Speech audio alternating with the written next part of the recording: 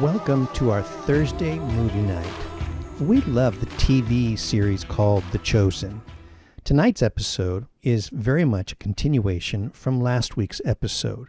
If you haven't seen last week's episode, go to thechosen.tv tomorrow and watch it. It's our hope that this little introduction we give each week will give you a little bit of a boost so that you can better enjoy the series. First, there's a brief segment we call In the Scriptures. This week's episode comes from something recorded in Luke. Last week ended with Jesus casting out Mary's demons.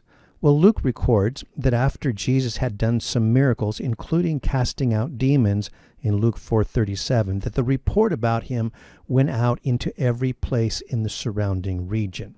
So we'll see how some of this news and rumors are spreading about Jesus. There is no historical record in the Bible of the rest of the events that make up much of this episode. You're going to need to get used to it because it won't be until episode 4 that we dive headlong into the events of the New Testament. The producers are being very intentional in building a first century Jewish world before our eyes before they tell the actual stories. Most of the script is based on things that are very plausible from what we know of culture, history, and archaeology. Some of the stories are indeed conjecture, but again, the producers are setting the stage. When they finally dip into the Gospels, you will have already been immersed in a rich historical, cultural setting that will make the Gospel stories so much more vivid. As the producers of The Chosen will encourage you, make sure you are reading your Bible, and especially the Gospels, for the best information. Now we have a section we call Terms and Practices. Let's talk about Sabbath dinners. Much of the episode will be centered around the Jewish tradition of Sabbath or Shabbat dinners. The observance of the Sabbath will play a huge part in the story of Jesus. This episode will give us a much better understanding of this.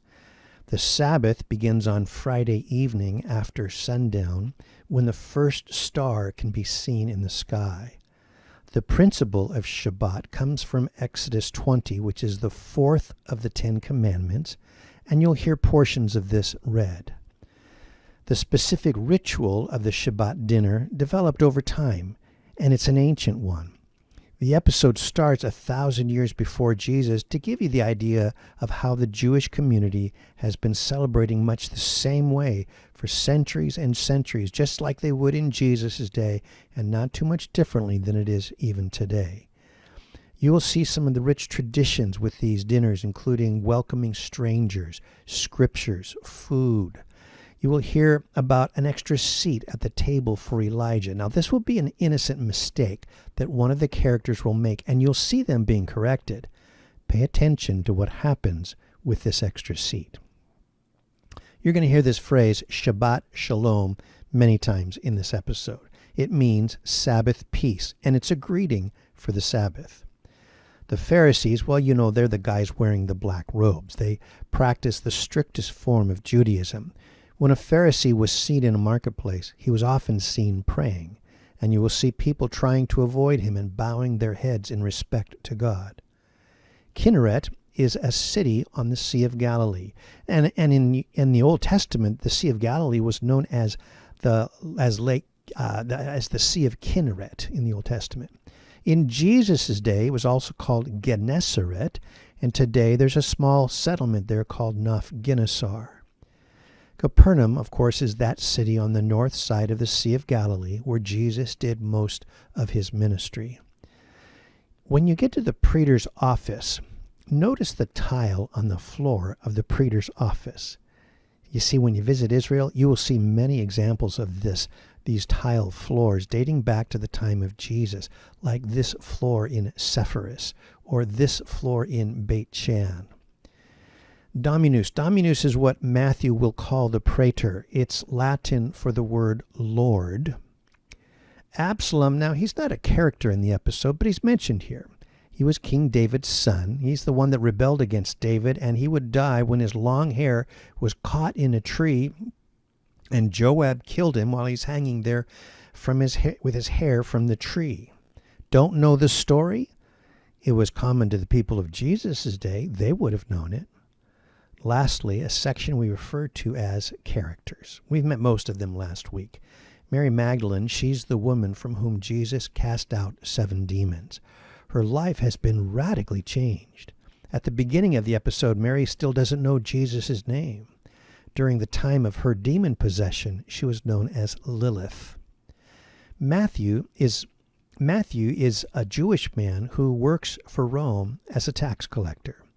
As tax collector, he's sometimes referred to as publicanus, and he is hated by his fellow Jews.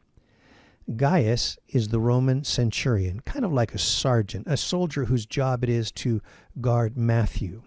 Keep in mind, the Roman soldiers functioned as police, and Gaius, he's scared to death of his boss, the praetor. Quintus is the praetor. He's the head Roman official in Capernaum, and he has the power of life and death. Simon Peter, he's that conniving fisherman trying to pay debts, whether through gambling, boxing matches, or fishing. And in our story, he has made an agreement with the Roman praetor to spy on Jewish merchant fishermen in exchange for his own debts being forgiven. You'll meet again Eden. She is Simon Peter's wife. You'll meet Andrew again, who is Simon Peter's brother, and they're in business together as fishermen.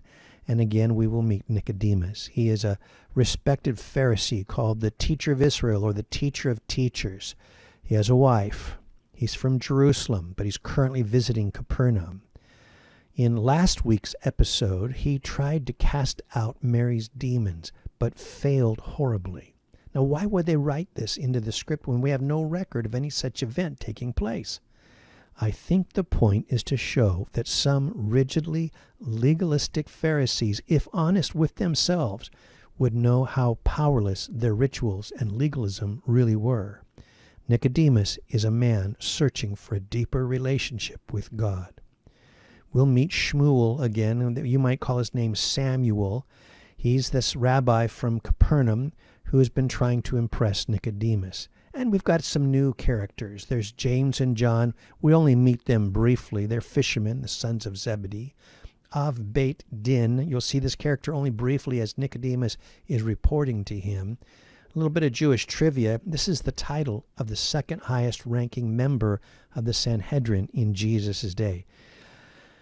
What he's doing in Capernaum, I don't know.